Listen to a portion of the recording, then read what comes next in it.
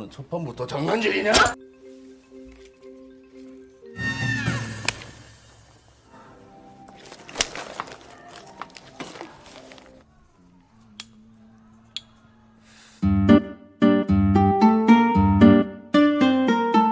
Halo semuanya, para kaum Adam dan Hawa dimanapun kalian berada, bagaimana kabarnya? Sehat? Saya harap kalian dalam kondisi paling fit saat ini. Oke, kembali lagi bersama saya, pria banyak kesibukan namun masih pengangguran.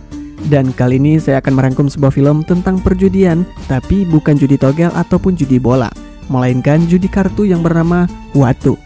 Film ini berjudul Tazza The High Rollers yang dirilis pada tahun 2006 kemarin. Tazza sendiri merupakan julukan yang diberikan kepada orang yang mahir menggunakan skill dan kelincahan tangannya dalam bermain watu.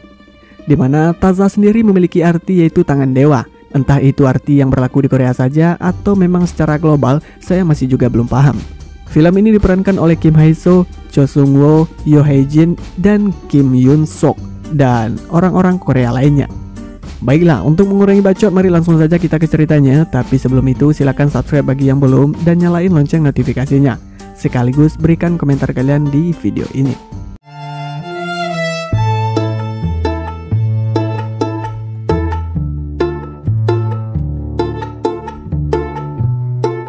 Sebelum mulai, saya kasih tahu sedikit di mana saya akan menyebut nama pemeran film ini yang mudah bagi lidah saya, karena lidah saya tidak terbiasa dengan nama-nama orang Korea, walaupun saya pernah 3 tahun di sana buka warung nasi Padang. Film ini berlatar pada tahun 1996 dan perkenalkan pria ini bernama Goni, bukan Karung Goni ya, di mana cerita akan berfokus kepadanya.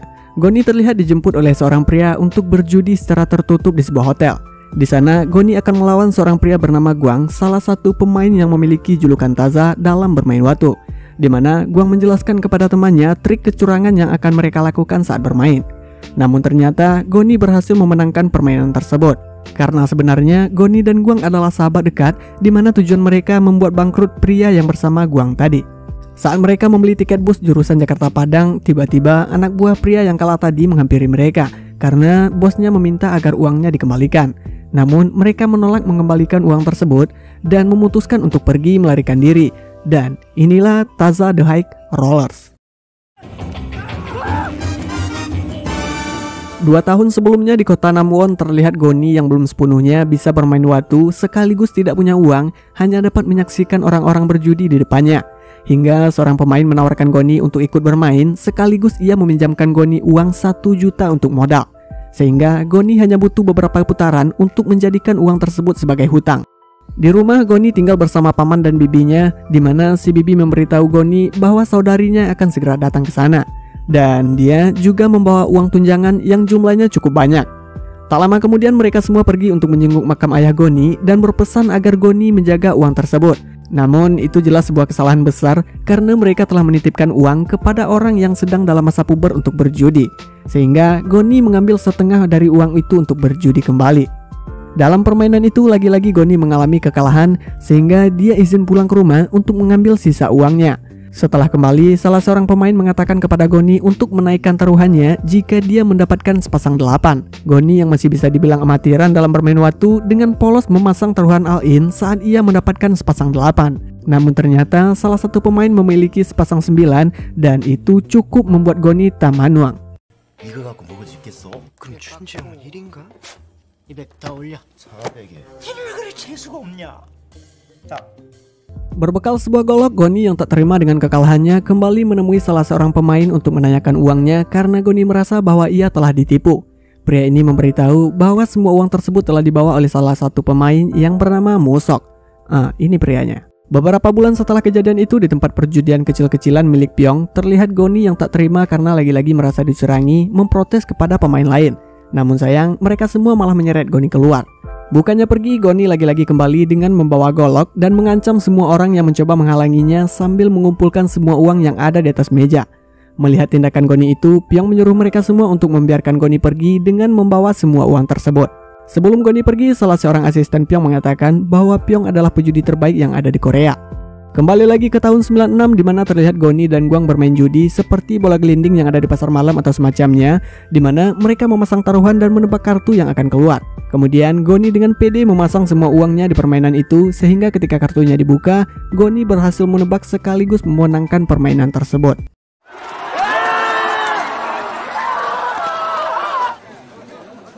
Mengetahui Goni hampir saja membuatnya bangkrut karena ia menang 200 juta won, pemilik lapak judi yang bernama Kwak memerintahkan anak buahnya untuk menyuruh Goni menemuinya. Musok yang kini telah menjadi pemain andalan Kwak disuruh untuk bermain melawan Goni. Sebelum bermain, Gwang meminta izin untuk pergi ke toilet dan terlihat Goni selalu membawa goloknya kemanapun ia pergi. Setelah 6 putaran dimenangkan oleh Musok, terlihat Goni menyelipkan satu kartu di tangannya. Dan ketika Musok memeriksa sakunya, dengan cepat Goni langsung mengeluarkan tangan Musok sambil memperlihatkan kartu yang ada di tangannya seolah-olah Musok bermain curang. Sehingga Goni mengancam akan memotong tangan Musok. Tak lama kemudian anak buah Kwak melaporkan bahwa polisi akan segera datang ke tempat mereka. Mendengar itu, Kwak pun pergi dan membiarkan Goni membawa semua uang tersebut. 해장국이라도 한 그릇 사서 드셔야지. 돈 잃으면 속쓰립니다. 모두들 신속히 나가실 수 있습니다. Untuk menikmati uang yang banyak itu, Goni dan Gwang mampir ke sebuah bar kecil-kecilan sekaligus memesan minuman yang paling mahal yang ada di sana. Melihat salah seorang pemilik bar yang bernama Waran, Goni memutuskan akan lebih lama lagi tinggal di tempat tersebut. Sadar mereka banyak uang, Waran memanfaatkan kesempatan itu dengan menulis harga minuman yang mereka pesan 3 kali lipat.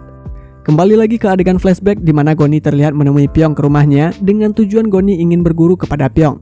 Kemudian Pyong membaca garis tangan Goni dan mengatakan bahwa jika Goni bermain watu, maka dia akan mati di jalanan. Namun Goni tidak menghiraukan itu, sehingga paginya ketika Pyong akan pergi, Goni lagi-lagi memohon kepada Pyong untuk menjadikannya murid, karena ia harus mengganti uang kakaknya. Lalu Pyong menyuruh Goni untuk berkelahi dengan seseorang, dan Goni pun melakukannya. Bahkan pria itu membuat Goni seperti pecundang. Malam harinya, Goni lagi-lagi harus berkelahi dengan anak buah Pyong yang melarangnya untuk bertemu dengan Pyong. Berkat kecerdikannya, Goni pun berhasil mengalahkan pria tersebut.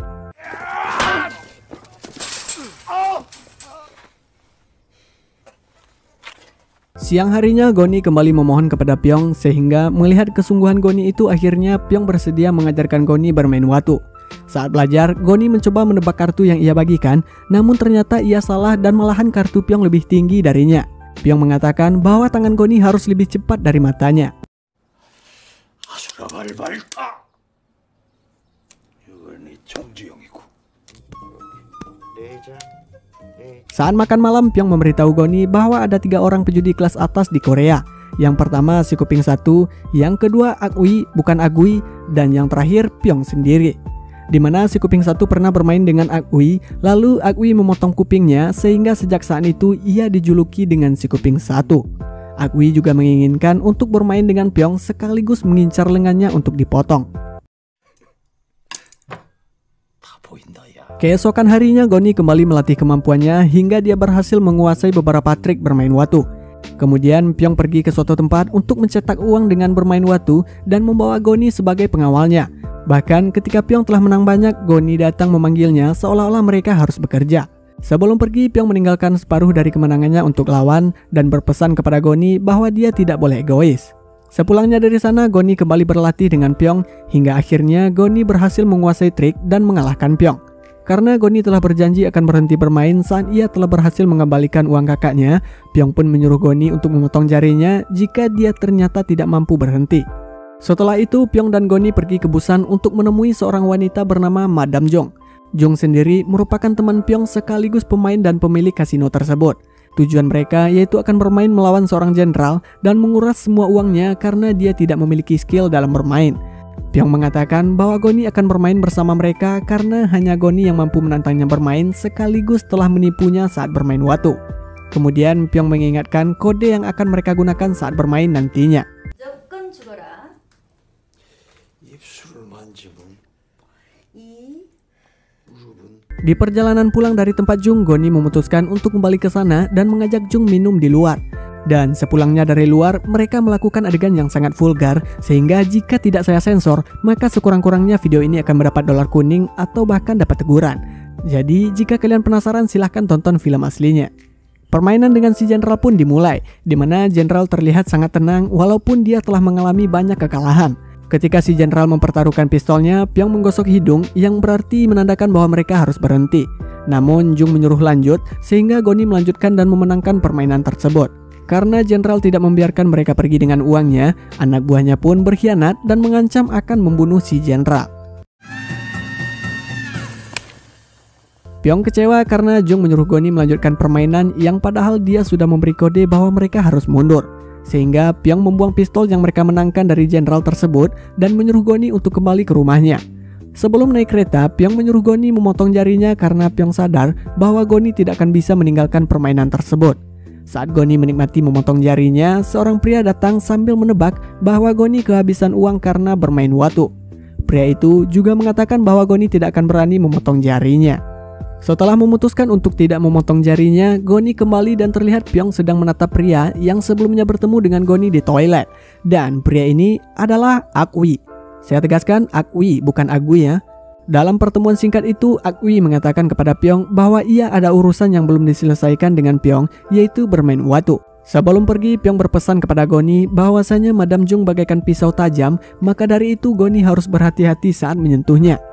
추워서 못하겠다.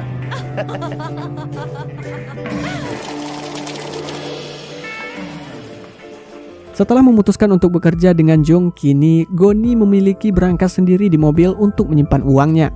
Setelah itu, tanpa sepengetahuan Jung, Goni bermain di sebuah kasino melawan para tentara dan menguras semua uang mereka.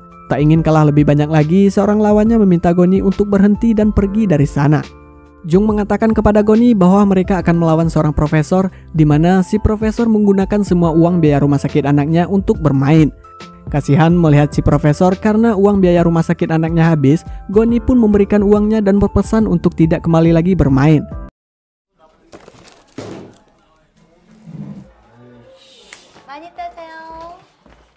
Tak lama kemudian Goni mendapat telepon bahwasanya Pyong telah tewas. Saat Goni melihat jenazahnya, ia melihat tangan Pyong terputus sehingga Goni menyimpulkan bahwa itu adalah perbuatan dari Akwi karena dia sangat ingin bermain dengan Pyong sekaligus memotong tangannya. Dengan emosi yang sudah memuncak, Goni menyuruh Jung untuk membawa Akwi kepadanya. Namun Jung yang khawatir dengan keselamatan Goni melarangnya untuk bertemu dengan Akwi. Untuk menyelidiki kematian Pyong, Jung pun menyewa seorang detektif untuk mengusut tuntas kasus tersebut. Goni kembali bermain dan disinilah awal mula ia bertemu dengan Guang hingga mereka berdua berteman baik. Goni hanya tersenyum saat melihat Guang melakukan trik untuk memenangkan permainan tersebut. Guang kemudian menaikkan taruhan seolah-olah kartunya hangus. Bagus agar mereka semua mundur. Namun Goni yang telah mengetahui triknya ikut dengan taruhan itu sehingga dia memenangkan permainan hanya dengan sepasang 4. Sementara kartu Guang yang memulai menaikkan taruhan hanya mendapat sepasang 2. Tak lama kemudian polisi datang dan menggerebek kasino tersebut sehingga Jung selaku pemilik kasino harus ditahan oleh polisi. Sementara Goni dan Guang berhasil melarikan diri melalui rooftop gedung.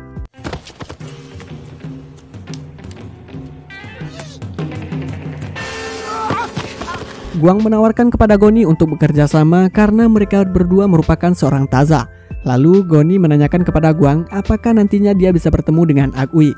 Guang menjawab bahwa itu bisa saja terjadi tapi ia tidak menginginkannya. Sejak saat itulah mereka berdua berteman baik sambil menemukan keberadaan Akwi. Scene kembali ke tahun 96 dan disinilah tidak ada lagi flashback karena kisah awal perjalanan Goni untuk belajar bermain taza sudah selesai. Namun kini Goni akan berfokus untuk mencari keberadaan Akwi untuk membalaskan dendam atas kematian Pyong. Menduga bahwa polisi akan datang ke tempatnya, Seran menyuruh mereka untuk bersembunyi sampai polisi tersebut pergi. Namun ternyata itu bukanlah polisi, melainkan Kwak beserta para kacungnya yang sudah biasa minum di sana. Melihat Waran diperlakukan dengan kasar karena menolak untuk jadi istri Kwak, Goni pun keluar sebagai pria sejati lalu memberikan cek kepada Waran sekaligus modal untuk mengajaknya nonton di bioskop. Sedang asik nonton, Seran memberitahu Guang bahwa dia adalah seorang janda beranak satu. Namun Guang tidak memperdulikan statusnya sebagai janda sehingga Guang langsung menyosor bibir Seran. Sementara Haran merasa tersungging saat Goni mengatakan bahwa dia akan melunasi semua hutang Seran karena dia tidak punya tempat untuk menyimpan uangnya. Setelah masa hukumannya habis, kini Jung telah bebas dan siap memulai kembali pekerjaan seperti biasa untuk menguras semua harta dan orang-orang kaya dengan bermain watu. Sebelum itu, rekannya menjelaskan kepada Jung tentang targetnya yang memiliki hobi bermain golf. Sehingga untuk memuluskan rencananya, Jung harus menyamar sebagai pramu golf. Setelah itu, Jung menyuruh rekannya untuk membujuk pria tua itu agar dia mau bermain watu. Di mana 2 hari pertama mereka akan memberikan kemenangan kepada pria tua itu, dan untuk selanjutnya mereka akan menguras semua uangnya sedikit demi sedikit sekaligus memberikan pinjaman. Di sisi lain, Goni kembali bermain di mana dia penasaran dengan lawannya sehingga Goni memberikan angka rendah kepada lawan tersebut. Namun tak disangka ketika Goni memenangkan putaran itu, dia malah heran karena kartu lawannya tidak sama seperti yang ia berikan. Ketika pria itu mundur, Goni mengajaknya untuk kembali bermain, bahkan ia menarik rambut pria tersebut yang ternyata itu hanyalah wig. Dan pria ini adalah si kuping satu yang diceritakan oleh Pyong sebelumnya. Setelah meminta maaf, Goni kembali berguru kepada si kuping satu untuk menambah pengalamannya. Si kuping satu mengatakan bahwa Goni harus bisa membaca pikiran lawannya, sekaligus jangan pernah melihat mata lawan ketika ia sedang menggertak lawan tersebut.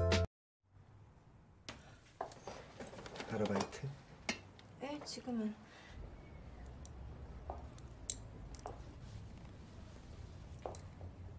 Singkat cerita, Goni menyuruh Guang untuk memberikan sejumlah uang kepada keluarganya. Guang memberitahu mereka bahwa Goni sekarang bekerja di sebuah perusahaan dan dia menitipkan uang kepadanya karena sedang sibuk. Tanpa sengaja, paman Goni menjatuhkan semangkok mie ayam di atas paha Guang sehingga Guang harus menggunakan celana paman Goni. Di sisi lain, si detektif memberitahu Jung bahwasanya Goni baru saja menang sebesar 400 juta dan akan bermain lagi melawan Kwak. Kemudian Jung menghampiri Goni ke bar untuk mengajak Goni kembali bekerja dengannya. Namun karena Goni merasa tidak kekurangan uang, maka dari itu dia menolak tawaran Jung. Dan sebelum pergi, Jung memberikan kartu namanya jika suatu saat Goni berubah pikiran. Setelah keluar, Jung yang merasa cemburu dengan Waran pun memerintahkan si detektif untuk mencuri mobil Goni. Sehingga Goni sangat panik karena semua uangnya disimpan di mobil tersebut. Setelah itu, Goni dan Guang menemui Musok dengan tujuan mengajaknya bekerja sama untuk membuat Kwak bangkrut. Setelah sepakat, Musok memberitahu Goni bahwa Kwak memasang sebuah kamera di atas mereka untuk melihat kartu Goni. Kemudian Kwak juga akan membius Goni dengan minuman yang ia berikan. Sehingga sebelum permainan dimulai, Goni berhasil menggagalkan semua kecurangan Kwak. Dari awal, Goni dan Guang selalu memenangkan permainan tersebut hingga membuat tumpukan uangnya makin tinggi. Ketika Kwak memotong kartu, Goni mengembalikan susunan kartu tersebut sesuai yang ia inginkan tanpa disadari oleh Kwak berkat kemampuan tazanya. Setelah Kwak mempertaruhkan semua uangnya, Goni pun menaikkan taruhan hingga 500 juta yang membuat Kwak memilih untuk mematikan kartunya karena ia merasa bahwa kartu Goni lebih tinggi darinya. Namun siapa sangka berkat ilmu yang diajarkan oleh si kuping satu, Goni mempertaruhkan uang 500 juta hanya untuk angka 1 yang ia dapat. 낮아요. 한 끝? Setelah permainan itu selesai, Kwak mengejar Musok habis-habisan karena ia curiga bahwa Musok telah bekerja sama dengan Goni yang membuat trik curang mereka gagal. Sementara terlihat Goni dan Guang sedang menunggu Musok di sebuah stasiun untuk memberikan bagiannya. Karena sudah tidak tahan, Guang pun pergi ke toilet meninggalkan Goni sendirian. Dan tiba-tiba seseorang menggunakan skateboard dengan santai menusuk perut Goni hingga dia tak sadarkan diri. Setelah sadar, Goni menemui Kwak dengan tujuan akan menebus Waran dan Seran yang sedang disandranya, di mana Goni menawarkan diri untuk bekerja dengan Kwak. Di perjalanan, Kwak menjelaskan kepada Goni bagaimana ia bisa mencapai titik hingga seperti sekarang. Dan tiba-tiba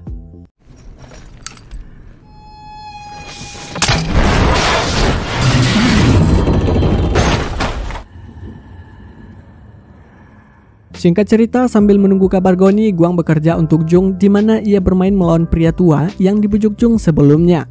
Terlihat pria itu sama sekali tidak bisa bermain hingga membuatnya kalah banyak. Lalu seperti rencana, Jung menyuruh asistennya untuk memberikan pinjaman kepada pria tersebut karena dia tidak memiliki uang tunai sebab uangnya berupa properti.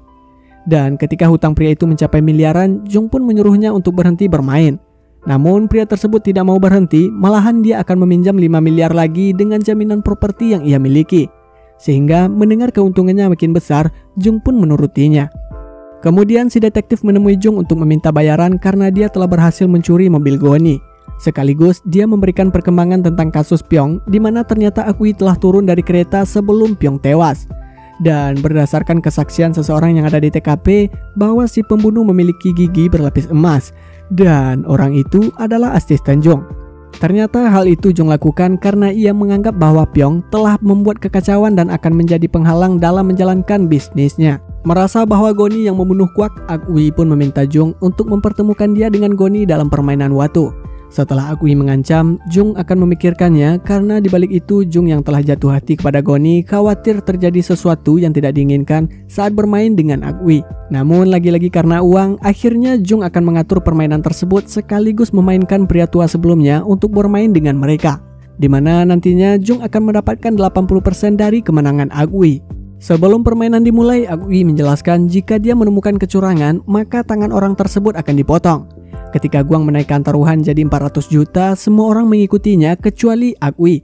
Dan ketika kartunya dibuka, Guang pun memenangkan putaran itu dengan sepasang 9. Namun Agui yang mengetahui bahwa Guang melakukan kecurangan langsung menusuk tangannya. 너는 첫 판부터 장난질이냐?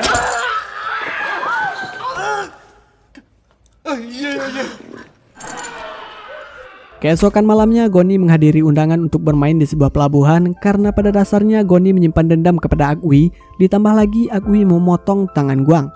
Sebelum permainan dimulai, Agui mempersilahkan Goni untuk melihat dan memastikan bahwa Guang baik-baik saja. 돈 따러 왔다. Akhirnya permainan yang paling menegangkan itu pun dimulai, di mana dari awal Goni terlihat santai walaupun Agui selalu memenangkan setiap putaran, bahkan Goni selalu mundur saat Agui menaikkan taruhan. Hingga saat Goni mengocok kartu seperti yang dilakukan oleh Pyong, Agui menyadari bahwa Goni adalah pria yang bertemu dengannya di stasiun bersama Pyong. Lalu Agui bertanya bagaimana ia bisa melakukan itu, namun secara spontan Jung menjawab bahwa Pyong telah tewas jatuh dari kereta dengan tangan kanan yang terputus. Sehingga Goni terkejut dengan santai karena ternyata Agui tidak mengetahui bahwa Pyong telah tewas, sementara ia mengira Agui lah yang membunuh Pyong. Kemudian Goni membagikan kartu seperti yang diajarkan oleh Pyong kepadanya. Agui yang mengetahui trik itu pun langsung memegang tangan Goni, lalu menyuruh anak buahnya untuk mengambil palu. Bukannya takut, Goni malah menantang Agui sekaligus mempertaruhkan lengannya jika kartu tersebut tidak seperti yang dibayangkan oleh Agui. Sebagai pria sejati, Agui menerima tantangan Goni dan ikut mempertaruhkan lengannya. Dan ketika Agui membuka kartu tersebut, 사쿠라네?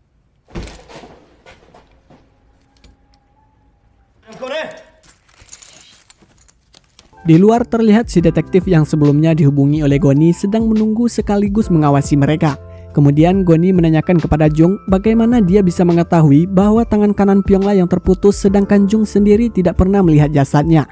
Sehingga ketika Jung menjelaskan alasannya dan mengajak Goni untuk pergi dari sana bersama semua uang tersebut, Goni pun membakar semua uang itu dan mengambil setengah dari kemenangannya.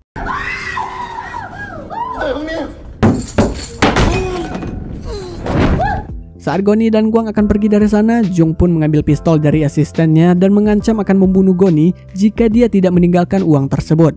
Namun Goni yang tidak menghiraukannya dengan terpaksa ditembak oleh Jung. Kemudian si detektif pun langsung menjemput Goni dan Guang lalu membawa mereka pergi dari sana. Setelah mengantarkan Guang ke rumah sakit, Goni mengambil peralatan P3K untuk mengobati luka di lengannya. Lalu Goni memberikan bayaran kepada si detektif sebelum dia pergi. Di kereta, Goni telah ditunggu oleh anak buah Kwak yang kemudian berhasil menusuk perut Goni. Dengan luka itu, Goni kembali melawan dan mencoba untuk bersembunyi dari pria tersebut. Saat pria itu berada di balik pintu, Goni kembali melawannya dan akhirnya Goni berhasil membuang pria tersebut dari kereta. Namun Goni harus bergelantungan dengan tasnya yang tersangkut sehingga semua uang Goni berterbangan karena tasnya terbuka. Beberapa hari setelah itu Jung ke rumah sakit setelah mendapat kabar bahwa Goni telah tewas akibat jatuh dari kereta. Setelah melihat jasadnya, Jung berbohong dan mengkonfirmasi bahwa itu adalah Goni yang padahal itu adalah anak buah Kwak yang dilempar oleh Goni sebelumnya. Setelah sekian lama menghilang, kini Goni terlihat sedang berjudi di negara barat, namun bukan bermain watu, melainkan bermain poker. Lalu ketika Goni berjalan melewati wartel, ia teringat dengan Waran dan memutuskan untuk menelpon, tapi entah siapa yang ia telepon karena sebelum telepon itu menempel di kupingnya, film pun tamat.